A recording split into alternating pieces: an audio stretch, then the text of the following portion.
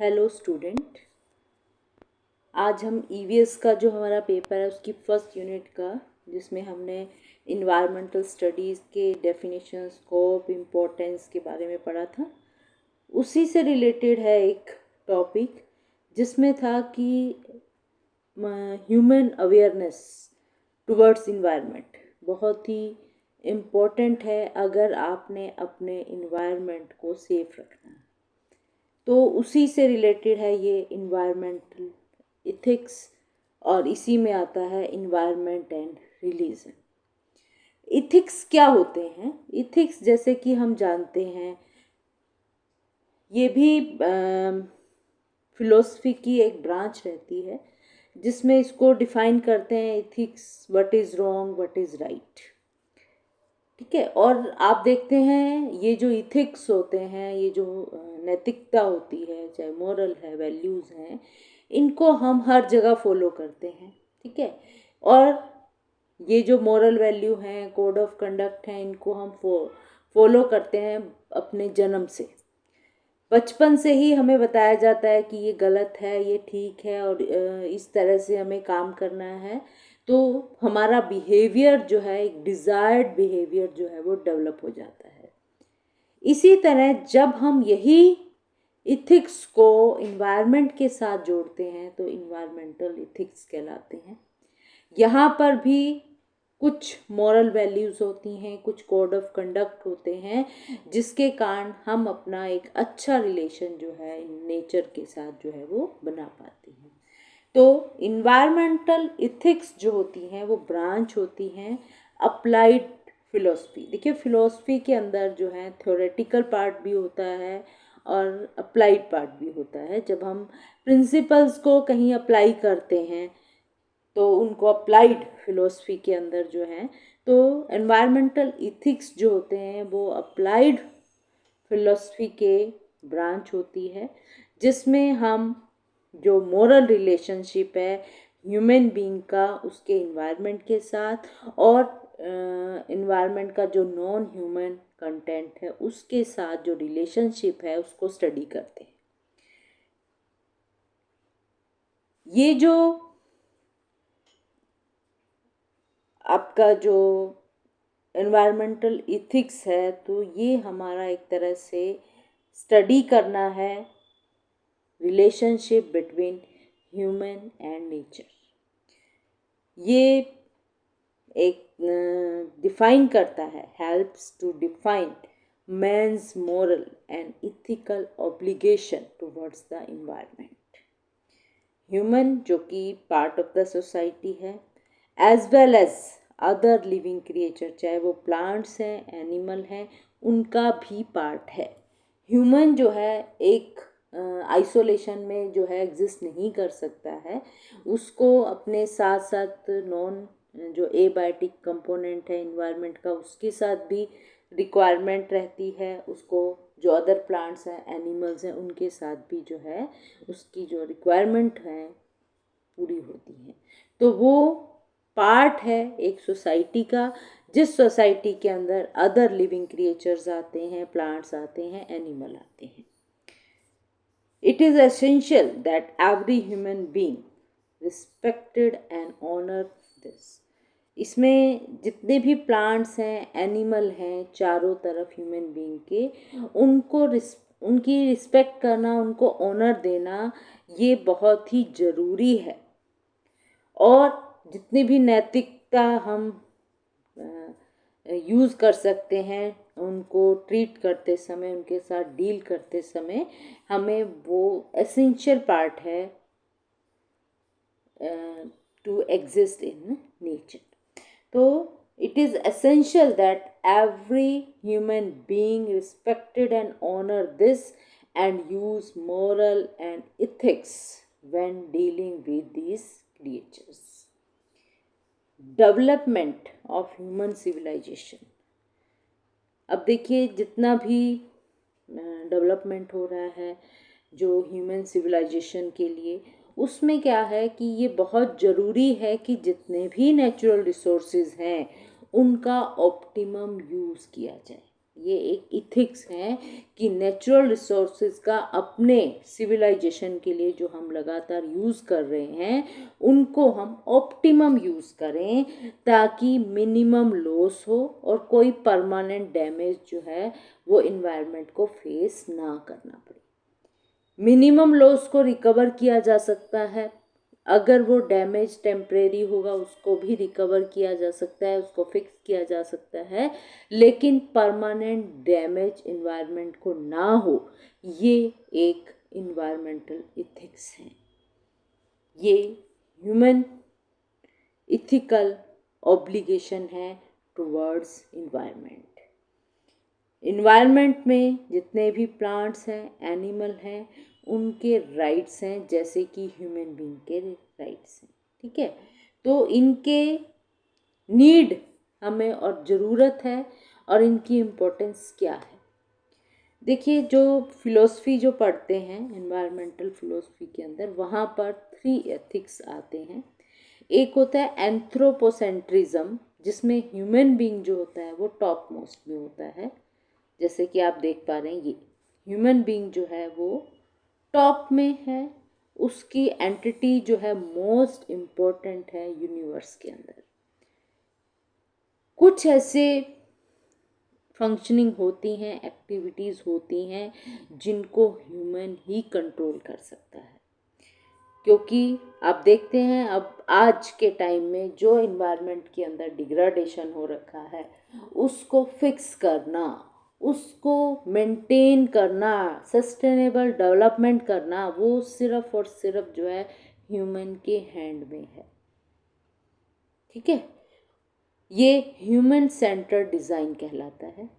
Second होता है biocentrism, जिसके अंदर सभी लिविंग ऑर्गेनिज्म जो हैं, चाहे ह्यूमन बीइंग हैं, चाहे वो प्लांट्स हैं, चाहे वो एनिमल हैं, वो अपना एक इनहेरेंट वैल्यू रखते हैं, उनका एक अपना रोल होता है इन्वायरमेंट में। ठीक है, तो यहाँ पर सभी मिलकर जो है इन्वायरमेंट को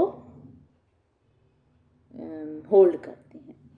थर्ड होता है इकोसेंट्रिज्म, जिसके अंदर इकोसिस्टम जो होता है, जिसमें लिविंग और नॉन लिविंग कंपोनेंट आते हैं, उनकी अपनी इम्पोर्टेंट वैल्यू होती है, अपनी इनहेरेंट वैल्यू होती है, जैसे कि इन्वायरमेंटल सेंटर्ड डिज़ाइन।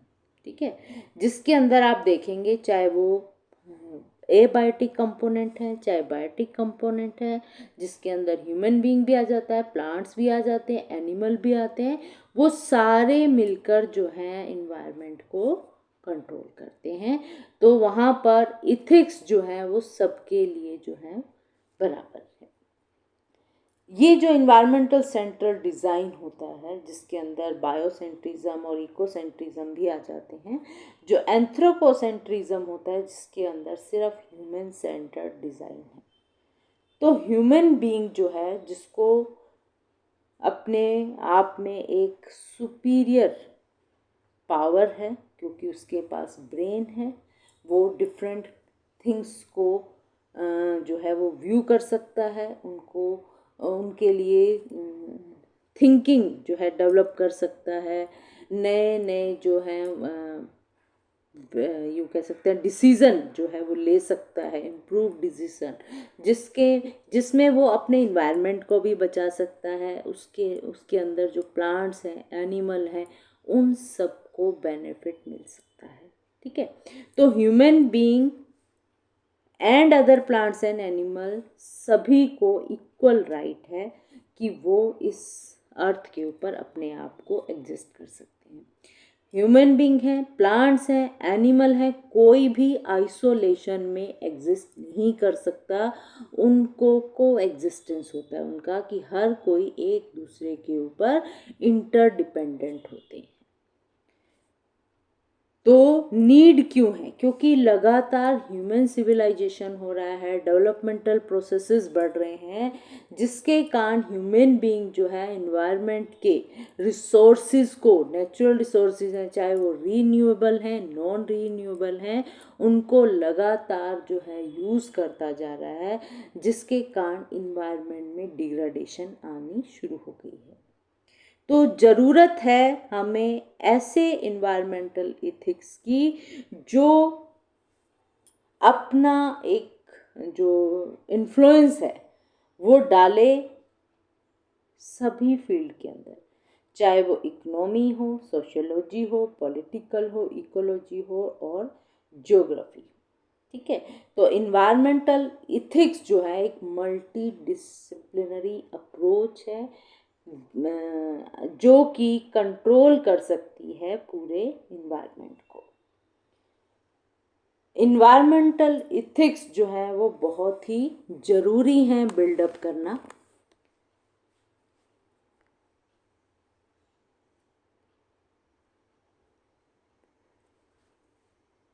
क्योंकि जब वो किसी भी प्रॉब्लम का आप साइंटिफिकली उसको अंडरस्टूड नहीं करेंगे, जिसके कारण जो इन्वायरमेंटल इथिक्स हैं वो एक साइंटिफिक अंडरस्टैंडिंग के ऊपर बिल्ड होते हैं, जो कि ह्यूमन वैल्यू, मोरल प्रिंसिपल और इम्प्रूव्ड जो डिसीजन मेकिंग में हेल्प करते हैं with the coordination with science.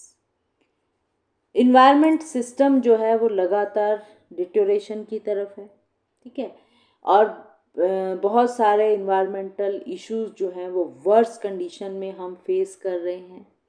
In environmental issues को, इस इकोलॉजिकल जो इम्बैलेंस होता जा रहा है उसको आज हम पर्सनली रियलाइज करते हैं कि उनको हम इकोनॉमिकली, टेक्नोलॉजिकली या जुडिशरी मीन के द्वारा फिक्स नहीं कर सकते, उन डिग्राडेशन को रिकवर नहीं कर सकते। यहाँ पर सिर्फ और सिर्फ ज़रूरत है to adopt a proper attitude towards nature. जब तक आपके अंदर एक एटीट्यूड नहीं आएगा नेचर की तरफ, जिसमें क्या है कि वो एक इथिकल रिलेशनशिप नहीं बनाएगा ह्यूमन अपने नेचर के साथ, उसके अंदर अपने नेचर के प्रति प्यार है, उसके प्रति अफेक्शन है, एप्रिसिएशन जब तक नहीं आएगा तब तक हम इन चैलेंजेस को, चाहे वो पॉल्यूशन से रिलेटेड हो, इकोलॉजिकल इम्बैलेंस से रिलेटेड हो, उनको आप कोप अप नहीं कर पाएंगे।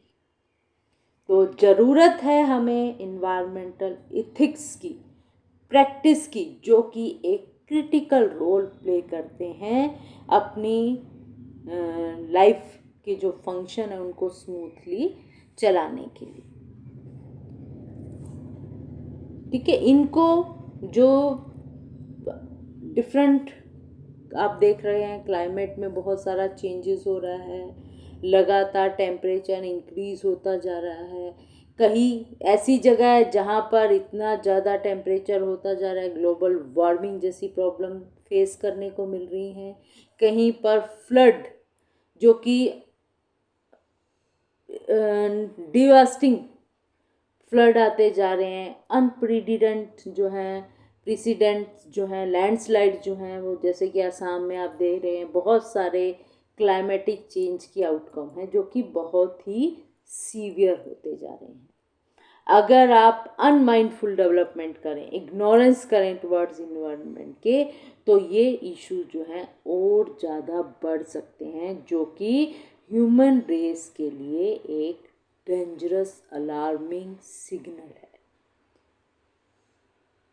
जो आने वाली जनरेशन है उनका कोई रिस्पॉन्सिबिलिटी नहीं है जितना भी क्लाइमेट चेंज हो चुका है, लेकिन उनके कंधों पर आज भी जो आप देखेंगे बर्डन है कि उनको अपने और अपनी आने वाली जनरेशन के लिए इन्वायरमेंट को बचाना है। ठीक है, तो बहुत सारे इन्वायरमेंटल इथिक्स हैं जो कि डेवलपमेंट से जुड़े हुए हैं। कि पॉपुलेशन बढ़ रही है, पॉपुलेशन बढ़ने के साथ क्या हो रहा है, लगातार पॉपुलेशन बढ़ने से डिमांड बढ़ रही है, अकोमोडेशन की डिमांड बढ़ रही है, फूड की डिमांड बढ़ रही है, जो लिविंग सेफ्टी लिविंग के लिए या लग्जरी लिविंग के लिए जो डिमांड्स बढ़ रही हैं वो कहाँ से पूरी हो रही हैं, हम बिना कुछ देखे अपने इन्वायरमेंट से चीज़ों को जो है वो लेते जा रहे हैं, ठीक है। और जिसके कारण इन्वायरमेंट के ऊपर बहुत ज़्यादा बर्डन आ चुका है, और ये बर्डन किसी भी कॉस्ट से आप नहीं पूरा कर सकते।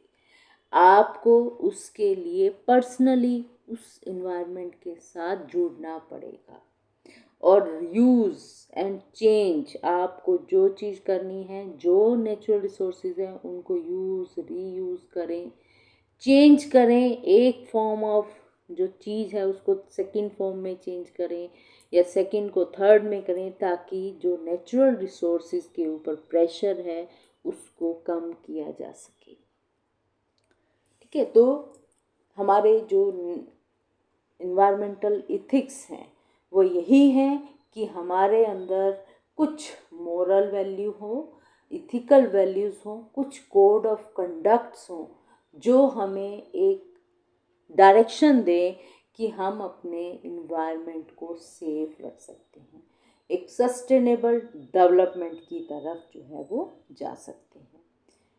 इसी का पार्ट है अवेयरनेस का ही, कि इन्वायरमेंट और रिलीजन। देखिए रिलीजन जो है, आपको पता है रिलीजन जो है, बहुत सारे रिलीजन हैं जो कि एग्जिस्ट करते हैं, और हर जो इंडिविजुअल है किसी ना किसी रिलीजन के साथ जुड़ा हुआ है, और सभी ये रिलीजन जो है मानते हैं, उनका एक सेंट्रल बिलीफ है कि जो यूनिवर्स है, जो नेचर है, वो गॉड के द्वारा क्रिएट किया गया है, और इसको प्रोटेक्ट करना जरूरी है, ठीक है। तो यहाँ पर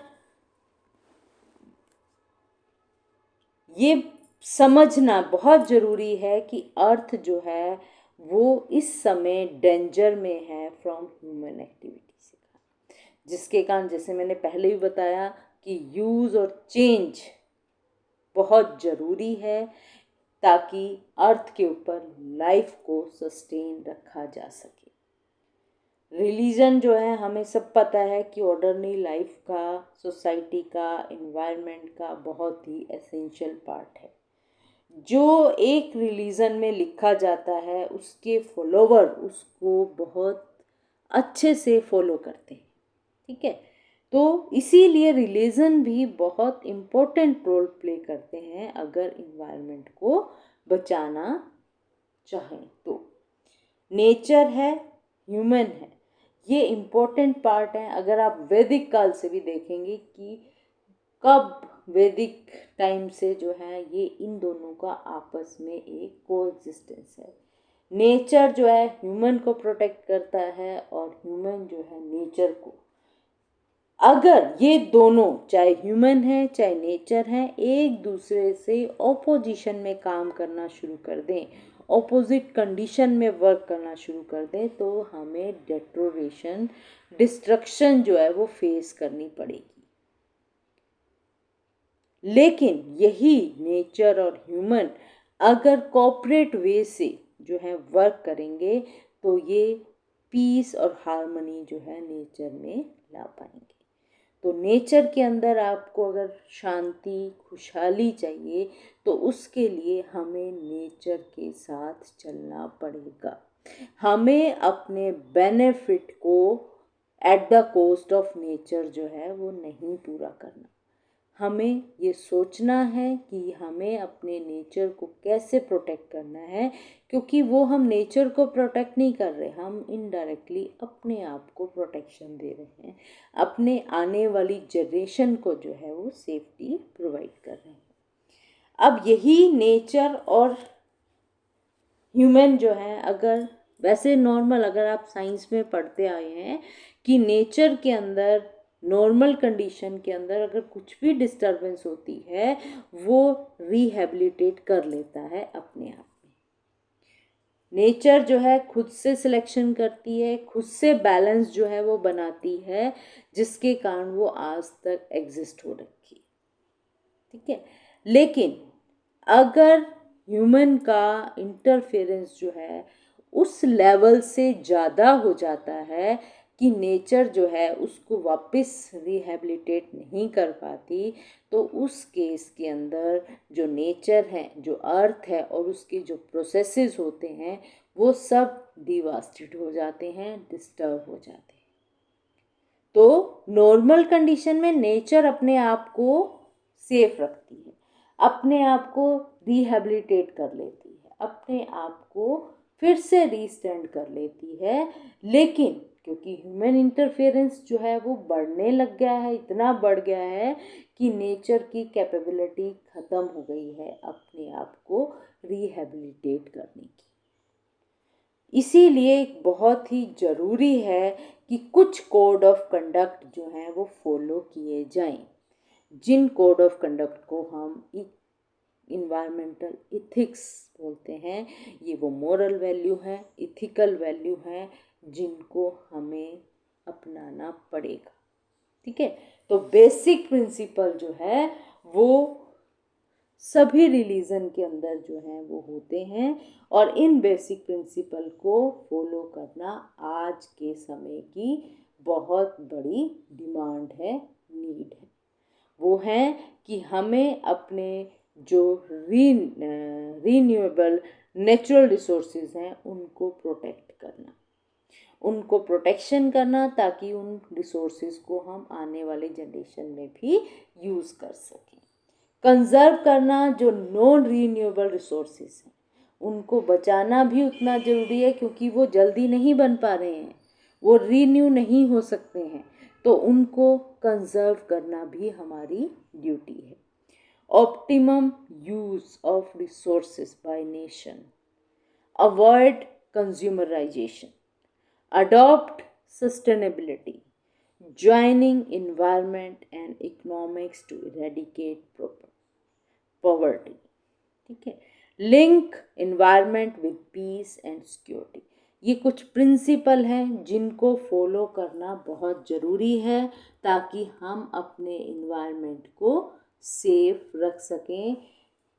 एक हेल्दी बैलेंस जो है with between development and environment जो है वो बहुत ज़रूरी है सस्टेनेबल डेवलपमेंट के गोल को अचीव करने में। तो जो भी रोल है इन्वायरमेंटल इथिक्स के towards sustainable development is not to harmonize the relationship of population, resources, environment, economic development, but also guide behavior selection, push social and political system transformation, strengthen the legal system, and raise environmental awareness of the public। ये सबसे ज़रूरी है अगर आप sustainable development चाहते हैं। ठीक है, तो सभी चीज़ों को जो है आपने बचाना है, सब चीज़ों को आपने इथिकल वे से यूज़ करना है, ताकि आप अपने इन्वायरमेंट को बचा सकें। तो सबसे इम्पोर्टेंट है अवेयरनेस। एक पब्लिक को अवेयरनेस होनी चाहिए कि उनका इन्वायरमेंट क्यों इम्पोर्टेंट है, उसको बचाना क्यों ज़रूरी है। ठीक है, ताकि सभी की इन्वॉल्वमेंट जो है हो सके। देखिए, एक इथिक्स होती हैं, एक मोरल वैल्यू, दोनों का मीनिंग वही होता है, रॉन्ग और राइट। ठीक है, मोरल जो है वो एक पर्सनल होती हैं, वो आप पर्सनली फॉलो करते हैं कि नहीं ये गलत है, ये ठीक है, ये मुझे करना है। इथिक्स जो होती हैं वो प्रिंसिपल्स होते हैं, जो सभी को एक्सटर्नली जो हैं वो आते हैं कि हमें इन्वायरमेंट को कैसे बचाना है। उसमें सोसाइटी का बहुत बड़ा रोल होता है। सोसाइटी के अंदर जितने भी लोग हैं उन सब का अपना रोल होता है इन्वायरमेंट में बचाने के अंदर। तो ये इन्वायरमेंटल इथिक्स एंड रिलीजन जो कि पब्लिक अवेयरनेस के लिए बहुत ज़्यादा ज़रूरी है। ये हमारा टॉपिक था। इसके अलावा हम इसी अवेयरनेस में हम अगला जो टॉपिक लेंगे वो लेंगे इन्वायरमेंटल एजुकेशन। ठीक है, टिल देन थैंक यू।